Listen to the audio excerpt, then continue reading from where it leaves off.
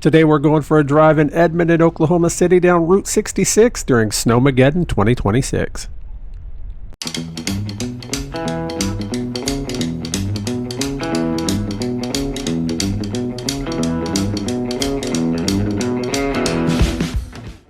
Hey everybody, welcome to my channel. This is Ken's Route 66 Adventures. We are doing exactly what the channel says. We're going out and having some adventures on Route 66. This video, however, starts on West Edmond Road as we're heading into Edmond proper. We will connect up with Route 66 here in just a moment.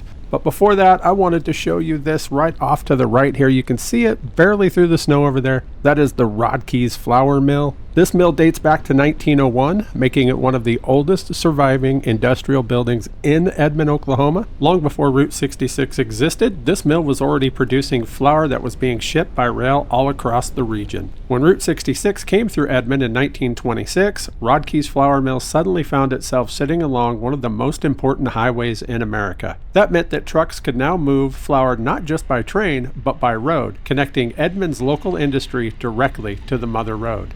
So now this puts us at the corner of West Edmond Road and Broadway. If we were to go straight ahead there, that's Route 66 too. That would take us to Arcadia and then eventually up to Tulsa, but we're going right. So we're going to head down towards Oklahoma City. So let's go for a drive on the mother road.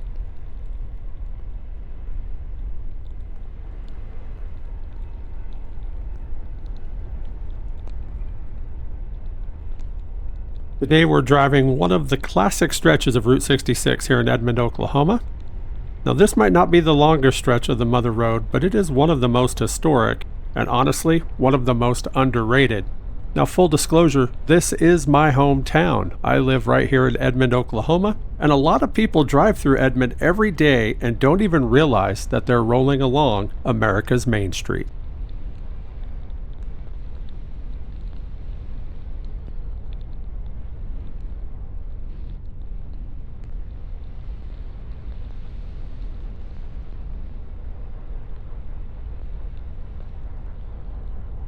As we keep moving here, one of the first things to notice is how natural Route 66 feels in Edmond.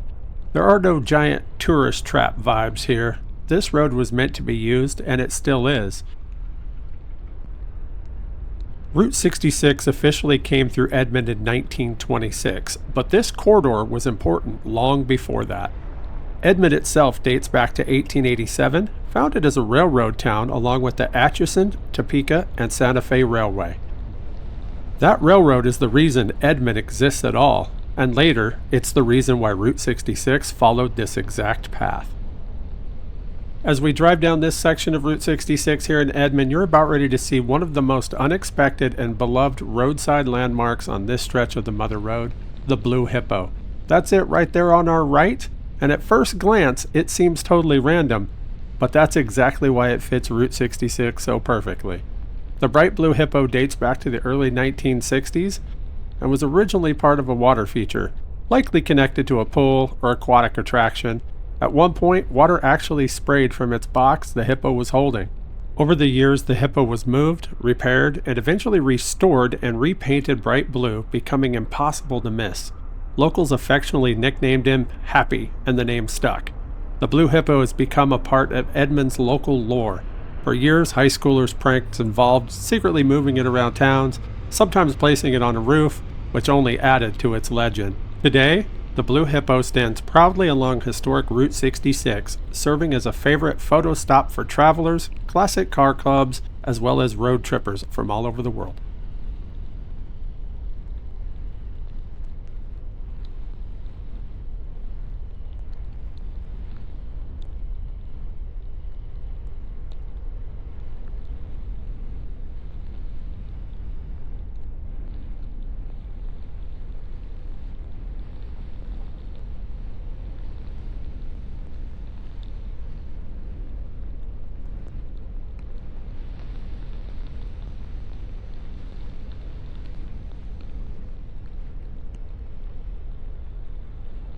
As we keep traveling south, you'll notice that on both sides of the road, you'll see a mix of local businesses, neighborhoods, and modern developments. While many of the original Route 66 era buildings are gone, the road remains the same, and that's the beauty of driving Route 66 in Oklahoma. The history isn't always flashy, but it's layered right there into the landscape. This stretch of Route 66 also played an important role in daily life. It wasn't just for tourists. It was how people got to work, school, church, and into Oklahoma City long before the interstates existed. As we roll further out here, you'll notice that we are nearing the University of Central Oklahoma. It is one of the oldest public universities in the state. Thousands of students, professors, travelers have all used this same corridor over the years, making it a living piece of Route 66 history.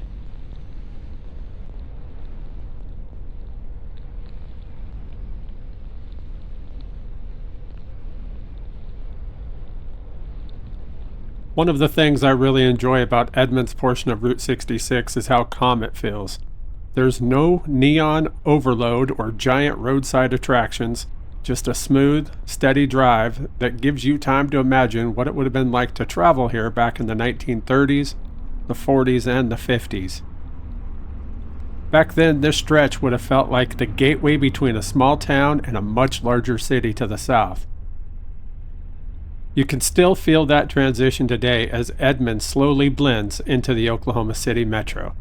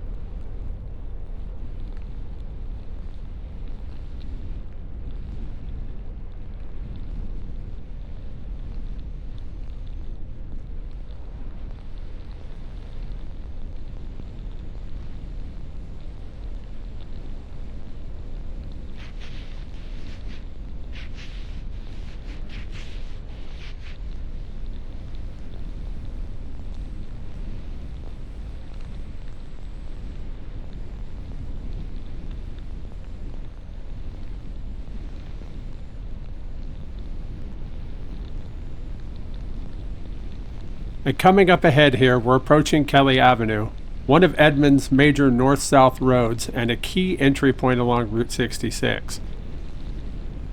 For many travelers, this marks the end of Edmond and the beginning of Oklahoma City. And this is exactly where we're going to leave it. We're not going to go ahead and take Kelly Avenue. A little too much snow out there, I think, honestly, to go that way, because I know they will not have plowed it at all. So we're going to keep going on what is Broadway here, and then we'll join up with Route 66 down in Oklahoma City. So let's go ahead and jump to that point.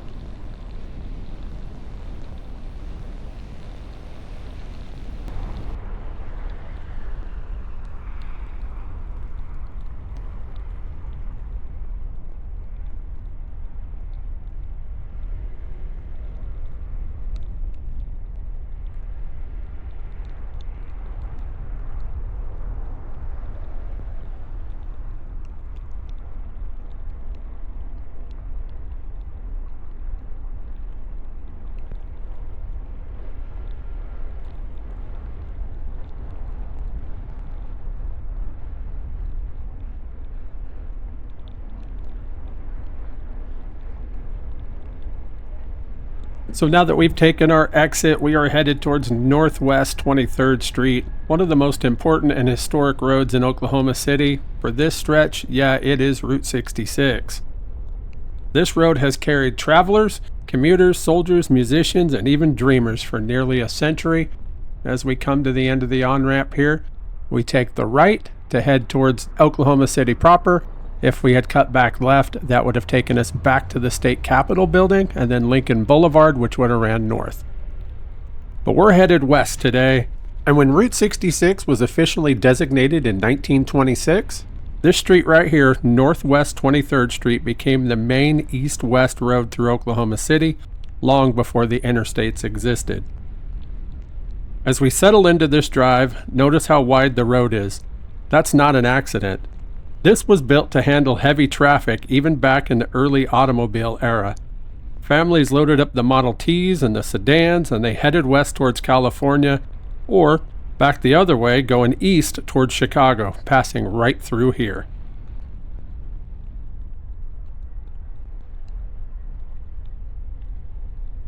Take a moment and imagine this road in the 1930s or 1940s.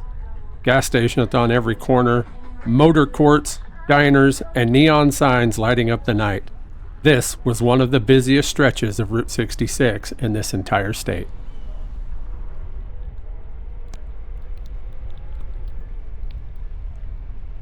Just up ahead here on the right is one of Oklahoma City's most iconic landmarks, the Tower Theater.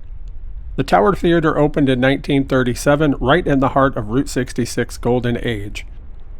At the time, this stretch of Northwest 23rd Street was one of the busiest corridors in Oklahoma City, filled with travelers passing through, locals heading downtown, and families out for a night on the town. From the very beginning, the tower was designed to stand out. Its Art Deco style, vertical lines, iconic neon tower were meant to catch the eye of drivers cruising Route 66, especially after dark, when the sign would glow and practically pull you off the road. Imagine what this place was like in the 1930s and 40s. Movies were a major event. People dressed up, grabbed dinner nearby, and made a full evening of it. Travelers on Route 66 would stop here for a break from the road, while locals packed the seats for the latest films. The Tower Theater wasn't just a movie house, it was a community gathering place. It hosted premieres, special events, and made a cultural anchor for this part of Oklahoma City. As decades passed, Route 66 traffic slowed. Like many historic theaters across the country, the tower faced hard times. By the late 20th century, the building had fallen into disrepair, and there were real fears that this piece of Route 66 history may be lost forever. But then came one of the best comeback stories in Oklahoma City. In the early 2000s, local supporters and preservationists stepped in to save the Tower Theater. Instead of tearing it down, they chose to restore it, not just as a museum, but as a living, working venue. Today, the Tower Theater has been beautifully restored and reborn as one of Oklahoma City's premier live music and performance venues. The neon tower once again lights up Northwest 23rd Street, reconnecting this building to its Route 66 roots. As we continue on, we can see just up on our left here another one of those eye-catching landmarks in Oklahoma City, the Gold Dome. The Gold Dome was built in 1958, right at the height of America's mid-century modern era.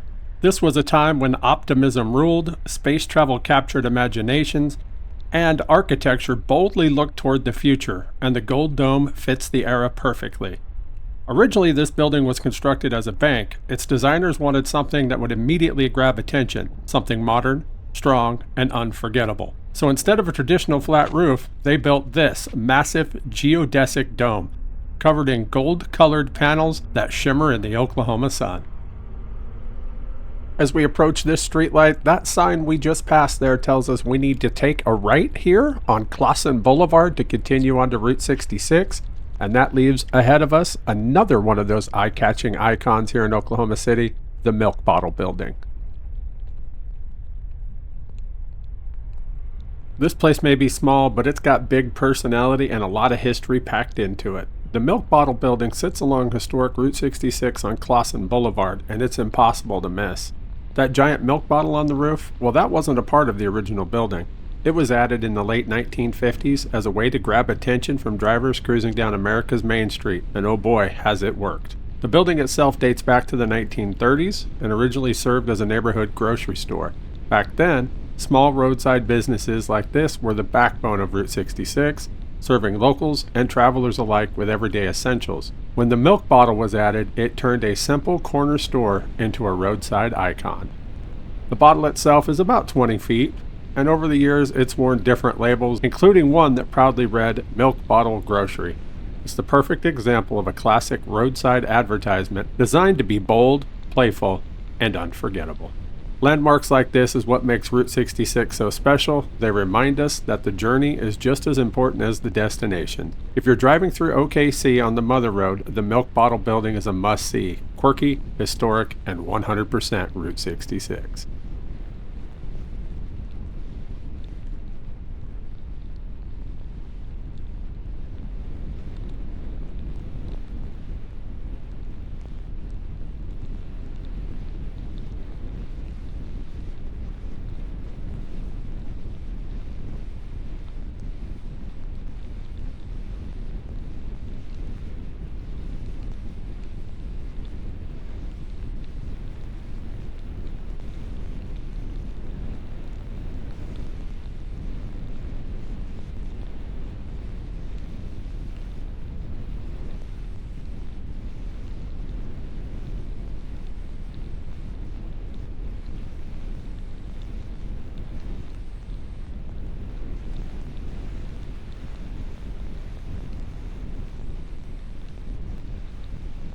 As we continue north on historic Route 66 here in Oklahoma City, you can really feel how this stretch blends the old Mother Road with modern city life. This section of 66, as we know, is following Clawson Boulevard. It is a major north-south artery that has been moving traffic through OKC for decades. Back in Route 66's heyday, this was a busy corridor for travelers heading in and out of the city. It was lined with diners, motor courts, and neighborhood businesses serving everyone from cross-country tourists to local families. Up ahead, we are approaching Northwest 39th Street. It's an important crossroad that connects this Route 66 stretch to some of Oklahoma City's most historic neighborhoods. This intersection has seen nearly a full century of traffic rolling through. Model Ts, classic cruisers, and now modern vehicles like ours. In just a moment here, we'll turn left onto 39th Street, continuing deeper into the story of Route 66 in Oklahoma City.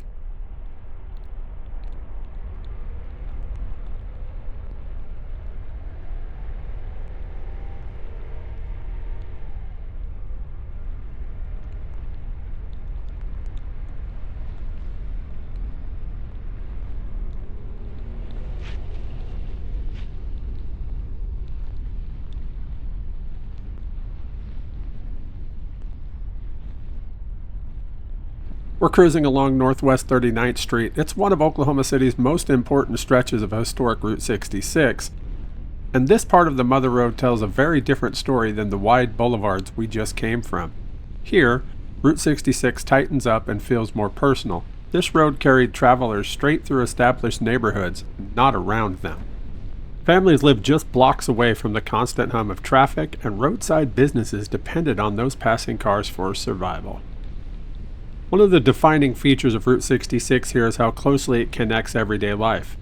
You're not just driving past history, you're driving through it. The alignment follows the natural grid of the city, reflecting a time when highways adapted to towns instead of the other way around.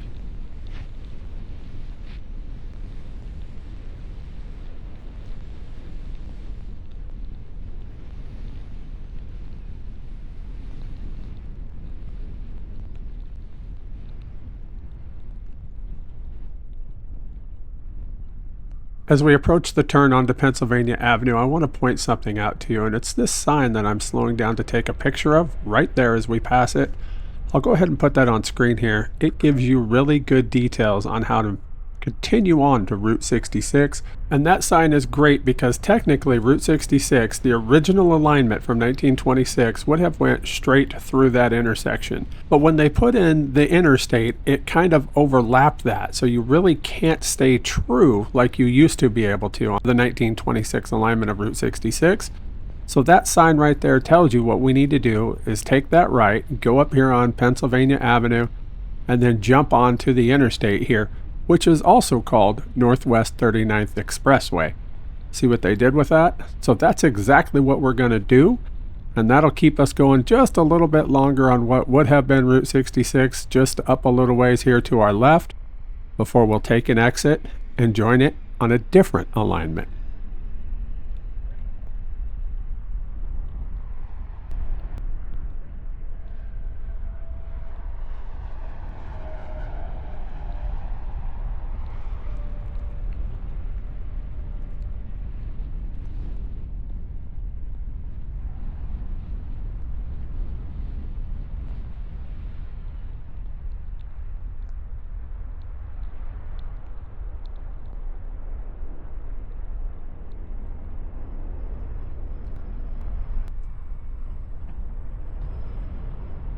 So as I mentioned, we were about ready to jump on the expressway here, and what this stretch represents is one of the later chapters of Route 66 in Oklahoma City. Unlike the older city streets, this roadway reflects a time when Route 66 began adapting to not only faster traffic, but a much more growing city. By the early 1950s, Oklahoma City needed a more efficient way to move travelers through town. Congestion on surface streets was increasing, and long-distance motorists wanted smoother, quicker routes. In 1953, Route 66 was officially realigned onto what became Northwest Expressway, creating a modern bypass around an older urban alignment.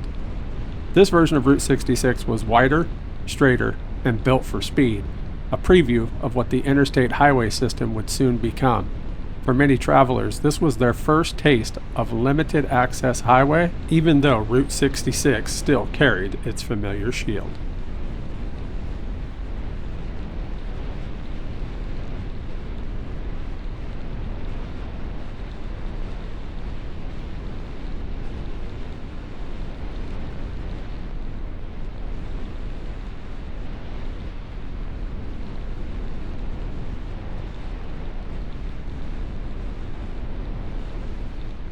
If we were to continue straight, it would get us right back onto the 1926 alignment of Route 66 that would take us to Bethany, 4 Acres, Yukon, and the rest of western Oklahoma.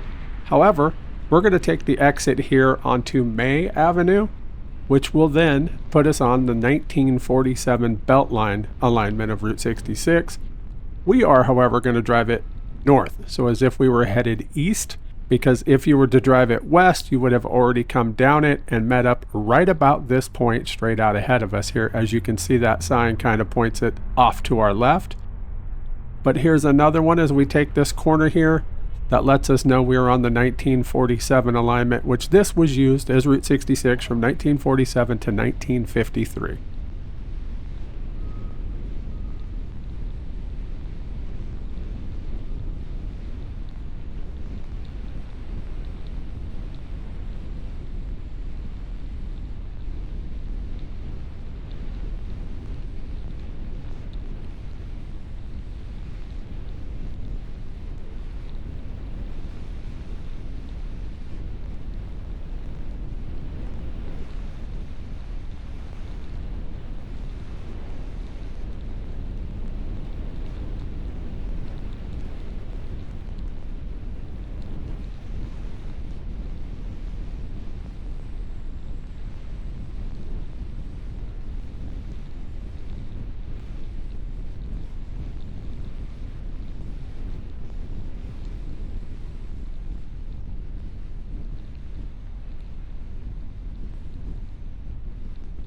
So as I mentioned, right now we are traveling north on May Avenue. It follows the 1947 Beltline alignment of historic Route 66, a route that marked a major turning point in how travelers traveled through Oklahoma City. By the mid-1940s, Route 66 had a problem. Oklahoma City was growing fast, and the original downtown alignment was becoming congested with local traffic, stoplights, and narrow streets. Cross-country drivers didn't want to crawl through the city centers anymore. They wanted efficiency. So in 1947, Route 66 was aligned onto what is now known as the Beltline route, designed to move traffic around the city rather than straight through it. May Avenue became a key piece of this solution.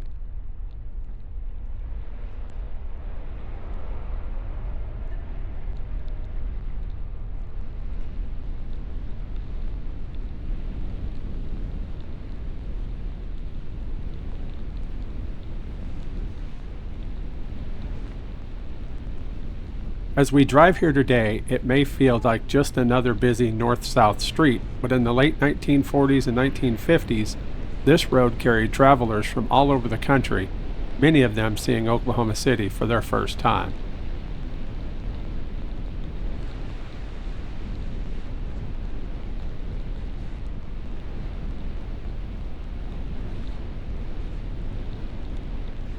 The Beltline alignment wasn't about flashy roadside attractions or neon signs, it was more about function.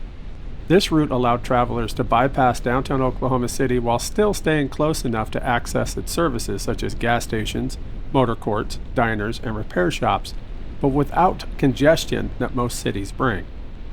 May Avenue at the time was largely surrounded by open land, newly developed neighborhoods, and commercial strips designed specifically for automobiles.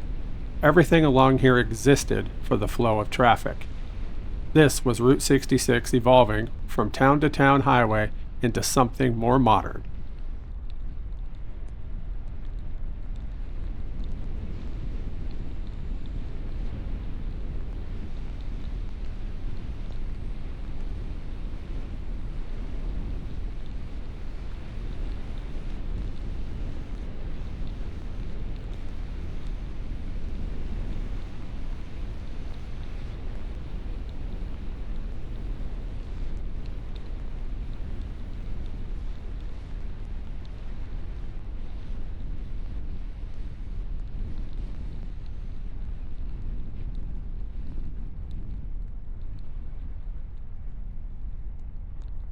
So why would they choose May Avenue then? Well, May Avenue was chosen because it already functioned as a strong north-south connector and it had room to grow. City planners recognized that roads like this could handle increased traffic without cutting through established neighborhoods. Businesses quickly followed the traffic and development along May accelerated through the 1950s. Gas stations first appeared, then diners, then motor courts, then full commercial strips. Even though many of the original buildings are gone today, the spacing, layout, and rhythm of the road still reflects its Route 66 past.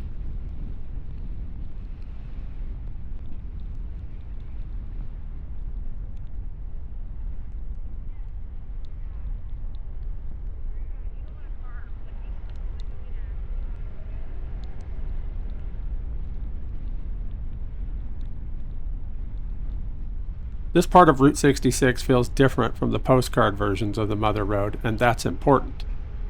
There are no giant fiberglass statues here, no dramatic desert landscapes, no roadside oddities. Instead, this is Route 66 as infrastructure, the road doing its job. This alignment represents the moment when Route 66 began shifting away from charm and towards more efficiency, a preview of what was to come on the interstate highway system.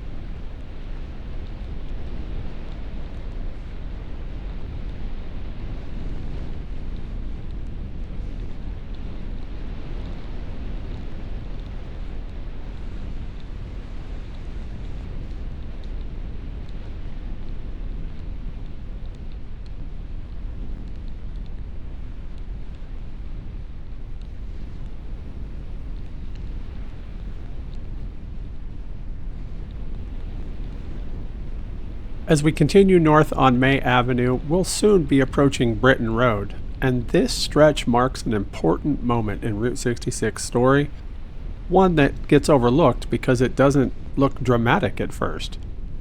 This road represents Route 66 in transition. As we've talked about, this is the 1947 Beltline alignment, and in 1947, America was changing fast. World War II was over, car ownership was exploding, and long-distance travel was becoming something part of everyday life. The original versions of Route 66, winding through town centers and narrow streets, simply couldn't keep up anymore. So highway planners made a bold move. Instead of pushing more traffic through downtown Oklahoma City, Route 66 was rerouted along these Beltline alignments, using roads like May Avenue here to guide travelers around the city while still keeping them close enough for businesses. This was modern thinking for its time.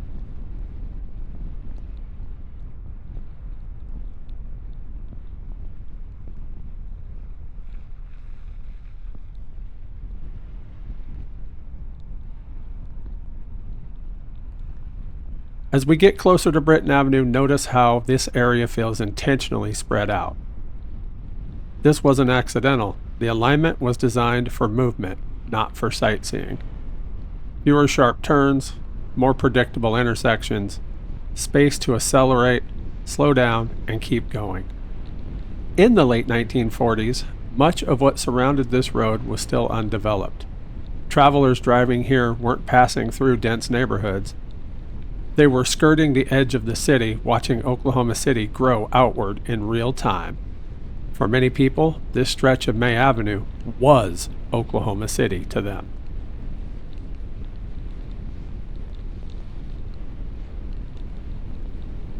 The 1947 Beltline alignment marked a philosophical change for Route 66. Earlier routes emphasized connection, town to town, block to block. This emphasized flow. You didn't come this way to explore, you came this way to make time. But that didn't mean it was empty. As we mentioned, there were gas stations that popped up, roadside cafes came, and so did the motor courts. Auto services were also available for travelers that were most likely going to stop. Even without the neon overload or the giant signs, commerce thrived because cars through here would be stopping. As we approach Britain Road, it is of note that it is a significant crossroad here. Long before interstates, it served as the connector between rural routes and the growing residential area. When Route 66 crossed here, it stitched regional traffic into the national highway system. For eastbound drivers, this intersection meant that they were nearly clear of the city. For westbound drivers, it marked the beginning of Oklahoma City's outer edge. That psychological shift mattered. Highway travel wasn't just about distance, it's about momentum. And this wraps up our drive here today in Edmond and Oklahoma City. It reminds us that the Mother Road isn't just about the landmarks, it's about the miles in between and the stories it carries. If you enjoyed this drive, make sure you hit that like button, subscribe to the channel, and turn on notifications so you don't miss the next journey. Every mile helps keep Route 66 alive. Thanks for riding along with me today, and I'll see you on the next mile of Route 66.